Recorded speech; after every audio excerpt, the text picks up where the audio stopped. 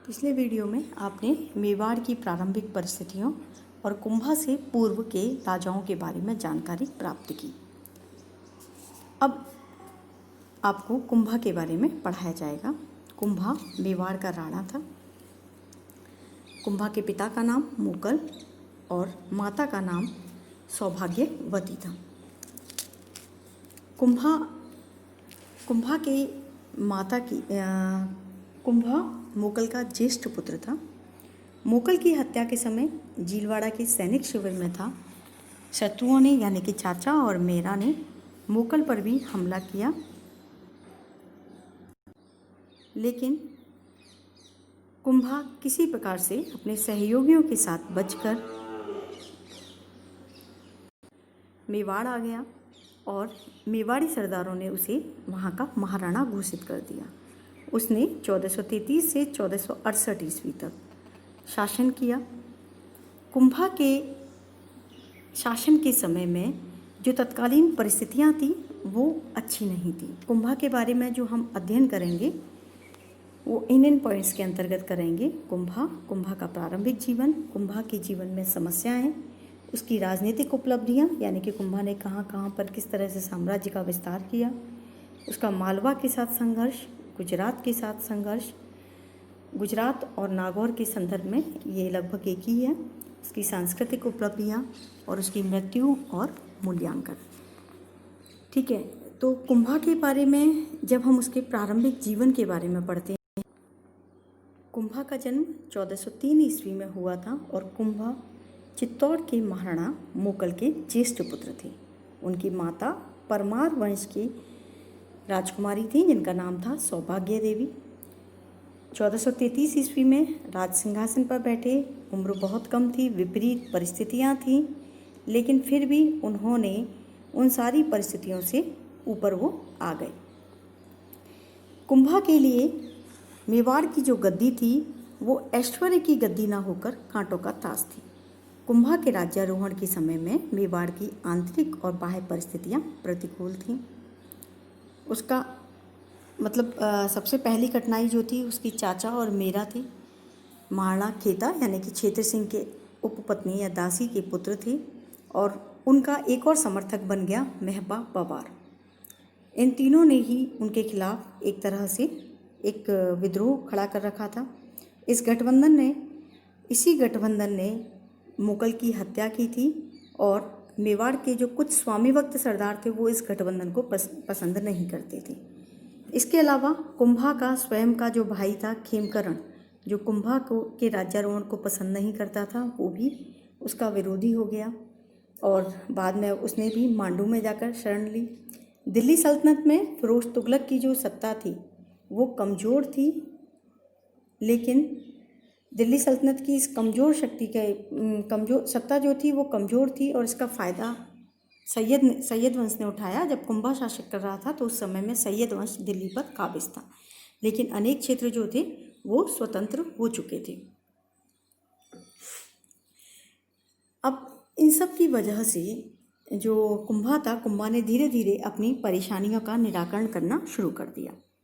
सबसे पहले अपनी समस्याओं को निराकरण करते हुए एक तो ये ध्यान रखिएगा कि कुंभा को सबसे ज़्यादा सहयोग मिला उसके मामा रणमल का। रणमल की सहायता से उसने काफ़ी कार्य किए थे। तो कुंभा ने सबसे पहले अपने विद्रोही सामंतों की ओर ध्यान दिया, क्योंकि मेवाड़ के सामंतों में इस समय में दलबंदी हो गई थी और अनेक सामंतों ने इस समय में लाभ उठाकर मुक्त होना प्रारंभ कर दिया था। वो या तो मेवाड़ की और इसके अलावा चाचा और मेरा मेवाड़ की गद्दी को प्राप्त करना चाहते थे और उन्होंने अनेक सामंतों को अपनी ओर कर लिया था। कुंभा को अपने इन पितृ हंताओं से बदला लेना था जिन्होंने उसके पिता की हत्या कर दी थी। अतः उसने रणमल, हालांकि कुछ समय तक, सबसे पहले जब उसका युद्ध हुआ इनके साथ तब रणमल उसकी सहायता के लिए नहीं आ पाया। इसका कारण था कि इस समय में रणमल खुद गुजरात के अहमद शाह के विरुद्ध लगा हुआ था, क्योंकि अहमद शाह उसके क्षेत्र में से होकर नागौर जा रहा था। तो इसीलिए जैसे ही गुजरात का अहमद शाह लौटा, रणमल मेवाड़ आ गया और कुंभा ने रणमल और राघवदेव, जो कि चुंडा का छोटा भाई था, इन दोनों के नेतृत्व में राठौड़ों और सिसोदियाओं की सेना को संयुक्त रूप से चाचा और मीरा के विरुद्ध भेजा। इन संयुक्त सेना ने चाचा और मीरा को पाई कोटरा के पर्वतीय प्रदेश में घेर लिया, क्योंकि पाई कोटरा का जो क्षेत्र था वो इस समय में चाचा और मीरा ने अपना केंद्र बना रखा था। लेकिन पाई कोटरा का जो मुखिया था भीलों का, गमेती भील, उसके पुत्रों ने रणमल और राघव देव की सहायता की और उन्होंने विद्रोहियों को पराजित कर दिया। इस संघर्ष में चाचा और मीरा मारे गए, लेकिन मेहपा पवार और चाचा का पुत्र अक्का यहाँ से भागकर मालवा के सुल्तान की सेवा में मांडू आ गए। अब यहाँ ये ध्यान रखिएगा, आपके पहले विद्रोही कुंभा के जो थे चाचा और मेहपा पवार और अक्का, ये दोनों मांडू चले गए। अक्का और मेहपा पवार को मालवा के सुल्तान ने अपने संरक्षण में ले लिया और इन्होंने उसे हमेशा कुंभा के खिलाफ भड़काया।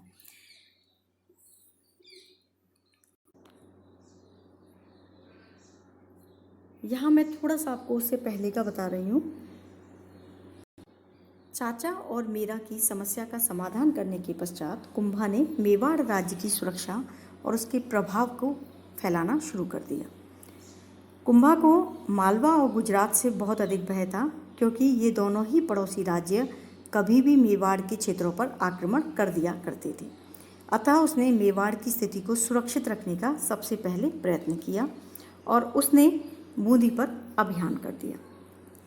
दिल्ली, मालवा और मेवाड़ के राज्यों के मध्य बूंदी जो था या हाड़ौती जो क्षेत्र था वो भौगोलिक और सामरिक दृष्टि से बहुत अधिक महत्वपूर्ण था।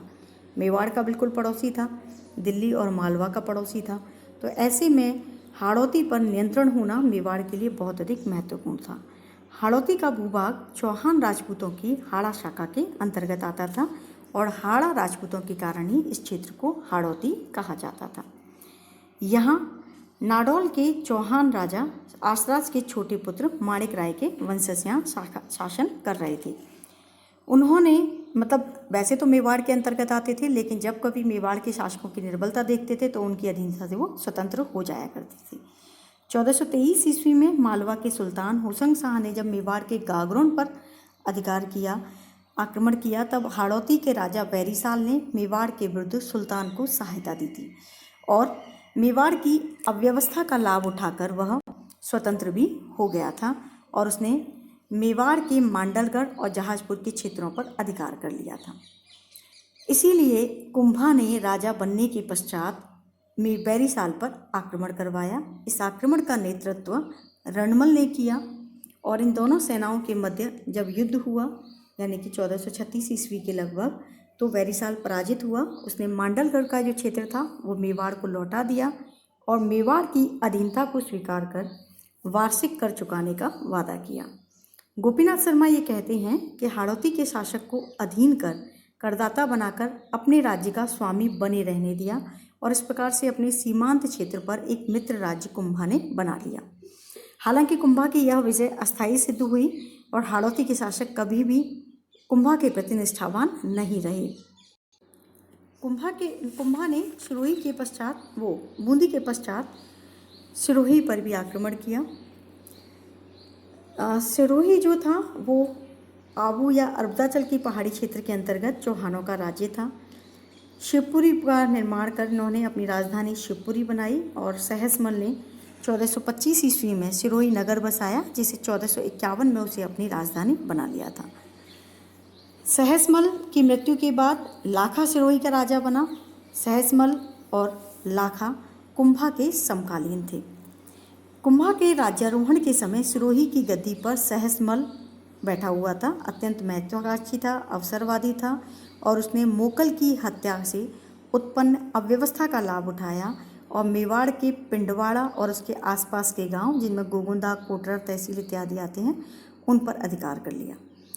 कुंभा के लिए भी आवश्यक हो गया कि वो इन देवड़ाओं पर आक्रमण करे और इन क्षेत्रों को पुनः जीत ले। ये कहा जाता है कि ये जो आक्रमण का बहाना बनाया गया ये बहुत आसान साधारण था। वास्तव में कुंभा इसकी भौगोलिक स्थिति के कारण यहाँ अधिकार करना चाहता था, क्योंकि गुजरात से लगा हुआ राज्य था, तो गुजरात के राजा पर नियंत्रण रखने के लिए यह क्षेत्र प्रमुख सैनिक केंद्र हो सकता था। और इस राज्य रास्ते को वो गुजरात के लिए रोकना चाहता था, इसलिए मेवाड़ का इस पर अधिकार करना जरूरी था। 1437 ईस्वी में उसने डोडिया नरसिंह के नेतृत्व में यहाँ पर सेनाएं भेजी। सहसमल मेवाड़ी सेना से पराजित हुआ और मेवाड़ की अधीनता स्वीकार कर ली। बसंतगढ़, भूला, पूर्वी सिरोही के आसपास के जो क्षेत्र थे वो उसने कुंभा को दे दिए।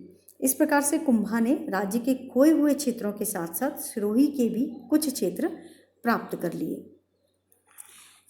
ये कहा जाता है कि इसने आबू को भी प्राप्त कर लिया था, लेकिन कुंभा ने 1443 ईस्वी के लगभग आबू पर अधिकार किया था। सहसमल भी कभी भी कुंभा के प्रति स्वामी भक्त नहीं रहा। कुंभा के लिए इन लोगों ने हमेशा परेशानियां ही उत्पन्न की। एक सबसे महत्वपूर्ण चीज़ थी जो मैंने आपको बताई थी कि मेवाड़ में सिसोदिया का नेतृत्व कर रहा था राघवदेव, सिसोदिया सरदारों का, और मारवाड़ का राठौड़ रणमल जो था वो राठौड़ों का नेतृत्व कर रहा था। रणमल ने मेवाड़ की राजनीति में अपने वर्चस्व को बढ़ाने के लिए राठौड़ों को अधिक से अधिक संख्या में नियुक्त करना प्रारंभ कर दिया था, और इस समय में उसका पूरा सहयोग कुंभा की दादी हंसाबाई दे रही थी, क्योंकि हंसाबाई जो थी, हंसाबाई ने ही मुगल के सहायता के लिए रणमल को मारवाड़ से मेवाड़ बुलाया था, और रणमल ने जितने भी मेवाड़ के महत्वपूर्ण पद थे उन पर मारवाड़ के राठौरों को नियुक्त करना शुरू कर दिया था, और इसीलिए धीरे धीरे रणमल का जो प्रभाव था वो मेवाड़ की राजनीति में बढ़ने लगा। और रणमल ने कुछ विजय भी प्राप्त की, जैसे बूंदी के अखाड़ों को उसने परास्त किया। इसकी वजह से भी उसकी जो सत्ता थी वो बढ़ती जा रही थी। कुछ लोग ये भी कहते हैं कि रणमल मेवाड़ की गद्दी को प्राप्त करना चाहता था। मारवाड़ की रेतीली भूमि की जगह वो यहाँ की हरी भरी भूमि को प्राप्त करना चाहता था, और इसीलिए वो यहाँ पर काबिज होना चाह रहा था। लेकिन सबसे महत्वपूर्ण था कि जब ये लोग चाचा और मेरा के विरुद्ध अभियान कर लौट रहे थे तो 500 लड़कियों के भविष्य को लेकर राघवदेव, जो कि चूंडा का भाई था, चूंडा मालवा जा चुका था लेकिन राघवदेव को वो यहाँ नियुक्त कर गया था। राघवदेव और रणमल में उन 500 लड़कियों के भविष्य को लेकर संघर्ष हो गया, मतभेद हो गया। चित्तौड़ का इसका प्रभाव सीधे सीधे मेवाड़ के दरबार पर पड़ा। यहाँ भी दो गुट बन गए, सिसोदिया गुट और राठौड़ गुट।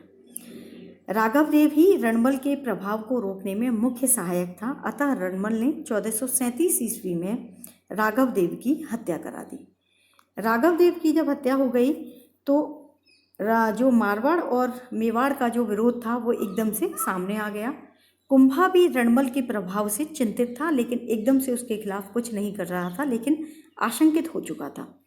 अतः रणमल के प्रभाव को कम करने के लिए, क्योंकि वो ये जान रहा था कि स्थानीय सरदारों का जो विरोध है वो बढ़ता जा रहा है, तो अब ऐसे में उसके विरोध को कम करने के लिए उसने रणमल की प्रेमिका थी भारमली को अपनी ओर मिलाया।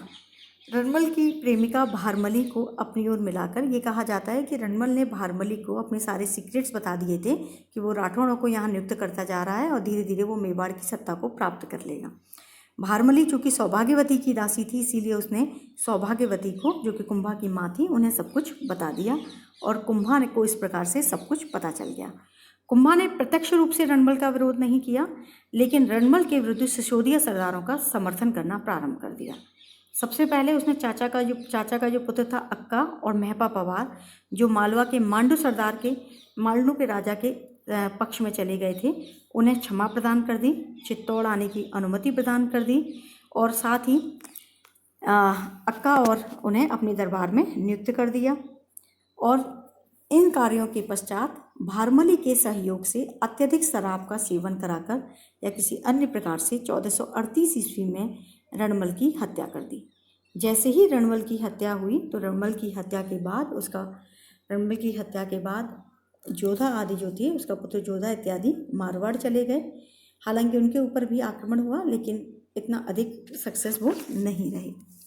इस प्रकार से कि रणमल और राघव यानी सिसोदिया और राठौड़ या मेवाड़ मारवाड़ संघर्ष जो लंबे समय से चल रहा था वो समाप्त हो गया। जब राव जोधा जब मेवाड़ से पलायन करके भागा अपने पिता की मृत्यु के पश्चात, तो उसका पीछा सिसोदिया सरदारों ने किया। राव जोधा जो था मुश्किल में था, लेकिन रानी हंसाबाई ने उसका बीच विचाप कराया और इस प्रकार से जोधा को जोधा जो था जिसकी राजधानी मंडौर उसके हाथ से निकल चुकी थी, उस क्षेत्र को उसे वापस दिलवा दिया। अब कुंभा ने इसके पश्चात राजस्थान के बागड़ क्षेत्र पर आक्रमण किया, डूंगरपुर पर आक्रमण किया और उस आसानी से उसने बागड़ क्षेत्र, जिसके अंतर्गत जावर क्षेत्र जो था, वो उसने अपने अधिकार में कर लिया। इसके अंतर्गत मैं आपको थोड़ा सा अलग से बता रही हूँ। गागरोन विजय उसने की।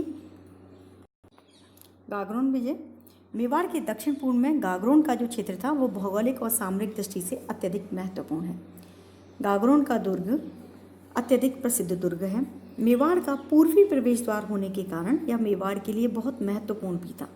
मालवा के सुल्तान होशंग शाह ने 1423 ईस्वी में हाड़ा शासक बैरिशाल की सहायता से इस पर अधिकार कर लिया था। मोकल जिस समय राजा था उस समय ये उसके अधिकार से निकल गया था और होशंग शाह ने गजनी खां को यहाँ सूबेदार नियुक्त किया था। तब से यह क्षेत्र मालवा के अधीन ही था। कुंभा ने 1437 ईस्वी में गागरोन को मालवा के सुल्तान से छीनकर पालहन सिंह खींची को सौंप दिया था। ये अचलदास खींची का पुत्र था।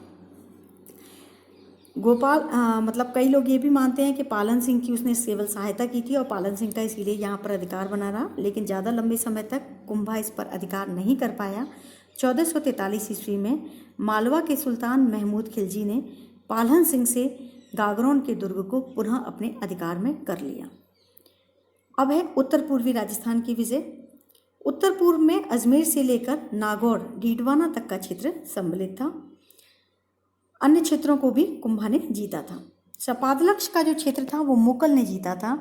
हालांकि फारसी स्रोत ये कहते हैं कि मुगल पराजित हुआ था, लेकिन मुगल के अंतिम काल में ये जो क्षेत्र था ये मुगल के अधिकार में नहीं था, ये नागौर के अधिकार में था और नागौर का राजा था फिरोज खां। कुंभा ने राज्य विस्तार के लिए यहाँ पर आक्रमण किया। 1439 ईस्वी के रनकपुर लेख में यह उल्लेख मिलता है कि कुंभा ने अजमेर, नारायणा, नागौर, खाटू आदि क्षेत्रों पर विजय प्राप्त कर ली थी। इस अभियान में ये हो सकता है कि कुंभा चित्तौड़ से अजमेर, वहाँ से मेड़ता या डेगाना होते हुए नागौर पहुँचा, नागौर के राजा फिरोज खां को पराजित किया और सांभर, अजमेर आदि क्षेत्र अपने राज्य में मिला लिए, लेकिन फिरोज खां को राज्य से हटाया नहीं, उसे अपना करदाता बनाकर उसका राज्य उसे लौटा दिया और खाटू की ओर बढ़ा और सांभर, नरेना, चाकसू आदि जीतता हुआ मेवाड़ लौट आया। हालांकि दयालदास की ख्यात में कुंभा की इन विजयों का श्रेय राणा रणमल को दिया गया है, लेकिन रणमल की मृत्यु जो हुई है वो 1456 ईस्वी में हुई है और रणमल की हत्या, जबकि वो फिरोज खां की हत्या जो हुई है वो 1456 में हुई है और रणमल की जो मृत्यु हुई थी वो 1438 में हुई थी, 1438 में हुई थी, इसीलिए इस बात को स्वीकार नहीं किया जा सकता। इसके बाद कुंभा ने मंडौर और सोजत की विजय की। रणमल की हत्या की सूचना के बाद जो जोधा था वो अपने विश्वस्त साथियों के साथ चला गया था, लेकिन जब चूंडा ने उसका पीछा किया और मंडौर को जीत लिया, मंडौर और सोजत पर उसका अधिकार हो गया और मंडौर और सोजत को पर वह अपने पुत्र कुंतल और सोजत की जागीर राघवदेव चूंडावत को सौंपकर वापस आ गया। डूंगरपुर यानी जिसे बांगड़ क्षेत्र कहा जाता है, डूंगरपुर का क्षेत्र मेवाड़ की अधीनता में था, लेकिन मुगल के अंतिम दिनों में डूंगरपुर के गोपा ने इसे स्वतंत्र कर लिया था। रावल गोपा या गोपीनाथ इसे कहा जाता है। मेवाड़ के कुछ दक्षिणी क्षेत्र जो थे वो इसके अधिकार में आ गए थे, लेकिन कुंभा ने इन क्षेत्रों पर आक्रमण कर इसे भी वापस ले लिया। इसके पश्चात आता है पूर्वी राजस्थान का क्षेत्र। पूर्वी राजस्थान में सवाई माधोपुर, टोंक, जयपुर, अलवर आदि क्षेत्र थे। यहाँ पर मुसलमानों का राज्य था। आमेर के कछवाहा राजा जो थे वो इस क्षेत्र पर शासन कर रहे थे, लेकिन कायम खानी मुसलमानों ने उनसे उनका क्षेत्र छीन लिया था। कुंभा ने 1439 में चाकसू के आसपास का क्षेत्र और 1442 में मालवा के सुल्तान के प्रतिनिधि से रणथंभौर छीन लिया, यानी कि 1439 में चाकसू और 1442 में रणथंभौर उसके अधिकार में आ गया और कुछ समय के बाद उसने कायम खानी मुसलमानों से आमेर को छीना और कछवाहा राजाओं को पुनः, यानी कि इस समय कछवाहा राजा था उद्धरण को यहाँ पर पुनः नियुक्त कर दिया और इसी के साथ अलवर और टोंक में भी अपना क्षेत्र स्थापित कर दिया। मेरों का दमन। बदनौर क्षेत्र मेवाड़ की उत्तरी सीमा पर स्थित था और यहाँ मेर जाति शासन कर रही थी। ये लोग विद्रोह करते रहते थे। लाखा ने भी इन्हें अपने अधीन किया था। कुंभा के समय ये मेवाड़ की प्रजा थे, लेकिन विद्रोही प्रवृत्ति के थे, अतः लगातार ये विद्रोह करते रहते थे। कुंभा के शासन के प्रारंभिक वर्षों में मुनीर खां के नेतृत्व में मेवाड़ की प्रभुता के विरुद्ध विद्रोह किया। मेरों के इस विद्रोह में मेरों को ये उम्मीद थी कि गुजरात और मालवा उन्हें सैनिक और आर्थिक सहायता दे देंगे, लेकिन जैसे ही मेरों के विद्रोह की सूचना कुंभा को प्राप्त हुई, कुंभा ने टोडा के राव सुल्तान को इस विद्रोह को दबाने भेजा और सुल्तान ने बलपूर्वक इस विद्रोह को कुचल दिया और मेर पुनः मेवाड़ की अधीनता में आ गए। लेकिन मेर भी कभी भी उसके अधीन नहीं रहे। कुंभलगढ़ प्रशस्ति कुंभा के बारे में बहुत अधिक जानकारी देती है। तो वो ये बताती है कि कुंभा ने सोध्यापुरी, नारदिया नगर, हमीरपुर, वायसपुर, धानेनगर, बीसलपुर, सिंहपुरी आदि इन क्षेत्रों को भी जीता था, चूँकि इनके संस्कृत के नाम हमें कुंभलगढ़ प्रशस्ति से प्राप्त होते हैं। तो ऐसे में रामवल्लभ सोमाड़ी ने इन क्षेत्रों के नाम बताए हैं। जैसे दशरथ शर्मा ने सोध्यापुरी सोजत का नाम बताया है, उन्होंने नारदिया नगर सुरोही के निकट नांदिया को बताया है, हमीरपुर मीरपुर को बताया है, वायसपुर बासा गांव को बताया है और सोमाड़ी ने इसी प्रकार सिंहपुरी को आधुनिक सिहोद माना है। अन्य नगरों के बारे में जानकारी नहीं मिलती, लेकिन ये पता चलता है कि महाराणा कुंभा ने मेवाड़ साम्राज्य की सीमाओं का बहुत अधिक विस्तार कर लिया था और अनेक क्षेत्र इसके अंतर्गत आ गए थे। मेवाड़ के गुजरात और मालवा के साथ संघर्षों के बारे में आपको अगले वीडियो में बताया जाएगा। धन्यवाद।